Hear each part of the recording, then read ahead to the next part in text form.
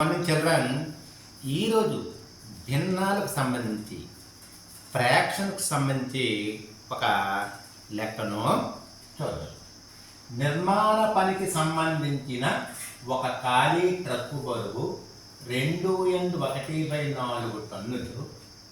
ఒక కార్మికుడు 1/2/3 టన్నుల గులకరాళ్ళతోనూ 1/2 టన్నుల ఇసుకతోనూ ఆ ట్రక్కును నింపారు. ఆ ట్రక్కు మొత్తం బరువు ఎంత అంటే, ఒక ఇంటి పనికి సంబంధించి కొంత మెటీరియల్ తెచ్చుకోవాలనుకున్నాడు. ఒక ట్రక్కును అతను బుక్ చేసుకున్నాడు. ఆ ట్రక్కు ఖాళీ బరువు 2/1/4 టన్ను. టన్ను అంటే 1000 కేజీ. దాన్ని 1/2/3 గులకరాలు అంటే చిప్స్తో నింపాడు. అదేవిధంగా 1/2 టన్నుల ఇసుకతో నింపాడు. అయితే మొత్తం బరువు ఎంత అని అడిగాడు. ఇప్పుడు చూద్దాం ఆన్సర్లో. ఏ 5 టన్నుల బరువు, బి 4/5/12 టన్నులు, సి 4/2/3 టన్నులు, డి 4/1/2 టన్నులు. మొదటగా ఖాళీ ట్రక్కు బరువు. ఖాళీ ట్రక్కు బరువు ఎంత? 2/1/4 టన్నులు. దాన్ని గులకరాలతో నింపాడు కదమ్మా. సో గులకరాలు బరువు 1/2/3 టన్నులు. తర్వాత ఇసుకతో కూడా నింపాడు. సో ఇసుక బరువు 1/2 టన్నులు. మొత్తం బరువు అడిగాడు కాబట్టి ఈ ఖాళీ ట్రక్ బరువు, గులకరాళ్ళ బరువు, ఇసుక బరువుని మనం కూడిక చెయ్యాలి. ఓకే. మొత్తం బరువు ఈక్వల్ టు 2/1/4 టన్నులు ప్లస్ 1/2/3 టన్నులు ప్లస్ 1/2 టన్నులు. ఇవి మిశ్రమ భిన్నాలు, మిక్స్డ్ ఫ్రాక్షన్స్ కనుక మనం ఇంప్రాపర్ ఫ్రాక్షన్స్ అంటే అపక్రమ భిన్నాలకి మార్చుకోవాలి. చాలా సింపుల్గా ఇక్కడ హారంలో 4 వేస్తాము. మరి లవణం 4 2 8, 8 1 9 ప్లస్ ఉంది కనుక ప్లస్.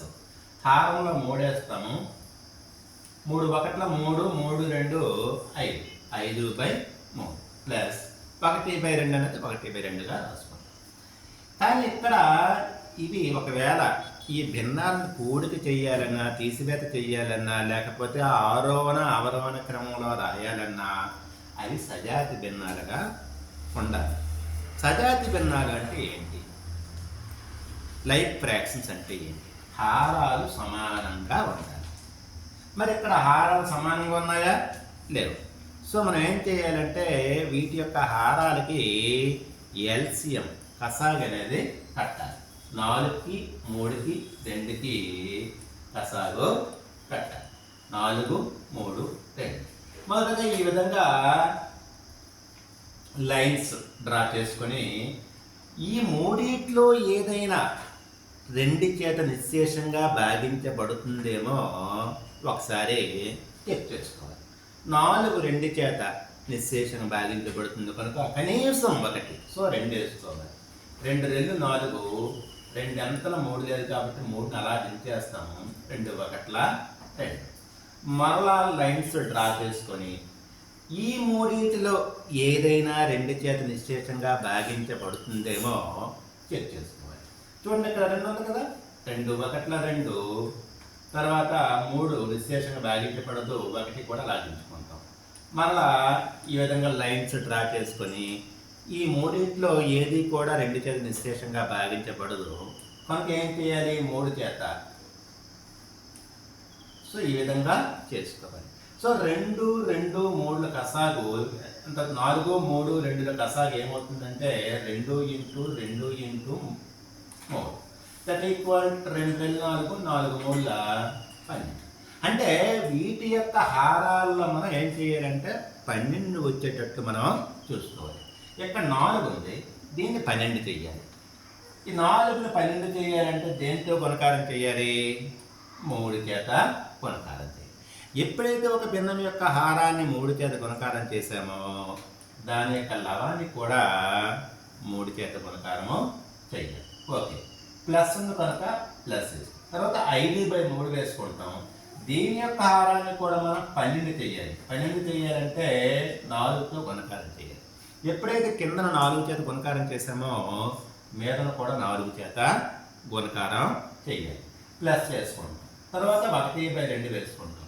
దీన్ని కూడా మనం 12 చేయాలి. అంటే దేనితో గుణకారం చేయాలి? 6తో గుణకారం చేయాలి. ఎప్పుడైతే కిందన 6 చేత గుణకారం చేసామో మీదన కూడా 6 చేత గుణకారం చేయాలి. ఈక్వల్ చూడండి ఇక్కడ 9×3 = 27/4×12 ప్లస్ ఉంది కాబట్టి ప్లస్ 5×4 = 20/4×12 ఓకేనా? ప్లస్ ఉంది కనుక ప్లస్ 6×1 = 6/6×2 సో ఇవన్నీ కూడాను ఈక్వల్ లైఫ్ ఫ్రాక్షన్స్గా వచ్చాయి, సజాతి భిన్నాలుగా వచ్చాయి. వీటిని మనం కూడిక కానీ తీసివేత కానీ అదేవిధంగా ఆరోహణ అవరోహణ క్రమంలో రాయడం చాలా సింపుల్. ఏ లేదండి, ఈక్వల్ పెట్టుకొని ఒక ఫ్రాక్షన్ బార్ తీసుకుంటాం. 27 ప్లస్ లవాళ్ళని కూడిక చేస్తాం. 27 ప్లస్ 20 ప్లస్ 6/12 మాత్రం వేసుకుంటాం. ఎంత అయింది టోటల్గా? 53/12. 53/12. ఇది ఇంప్రాపర్ ఫ్రాక్షన్. మరలా దీన్ని మిక్స్డ్ ఫ్రాక్షన్స్గా మార్చుకోవాలి. అంటే 53ని 12 చేత భాగాలు చేయాలి. 12×4 = 48. 53లో 48 తీస్తే 5. దీన్ని 4n/5/12 టన్నులని రాసుకోవచ్చు. అంటే ఆ ఆన్సర్ మనకి బి అవుతుందండి.